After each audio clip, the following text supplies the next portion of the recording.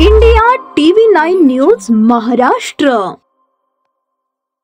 जेवणात विष टाकून 5 जणांचा जीव घेणाऱ्या आरोपी सुनेला न्यायालयाने जन्मठेपेची शिक्षा सुनावली आहे। रायगडच्या महड गावातील ही घटना असून प्रज्ञा उर्फ ज्योती सुरवसे असे आरोपी सुनेचे नाव आहे।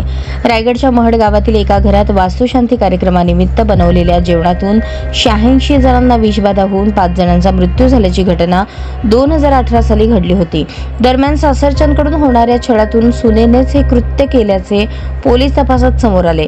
तत्कालीन तपास अधिकारी वरिष्ठ पोलीस निरीक्षक विश्वजित काईंगडे यांच्या मार्गदर्शनाखाली या घटनेचा तपास करण्यात आला होता। अखेर या प्रकरणातील आरोपी सुनेला न्यायालयाने जन्मठेपेची शिक्षा सुनावली।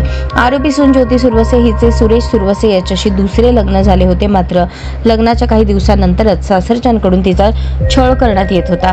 याच्याच रागातून सून ज्योती सुरवसे हिने हे कृत्य केल्याचे कबूल केले। पोलीस तपासानुसार आरोपी सून ज्योती सुरवसे हिने वास्तुशांतीच्या दिवशीच कीटकनाशक औषध आणले होते। त्यानंतर सायंकाळी 4:30च्या सुमारास तिने ते जेवणात टाकले। ज्योती हिचा गावातील लोकांवरही राग होता, म्हणून तिने हे पाऊल उचलल्याचे समोर आले होते। अखेर या प्रकरणातील आरोपी सुनेला न्यायालयाने जन्मठेपेची शिक्षा सुनावली।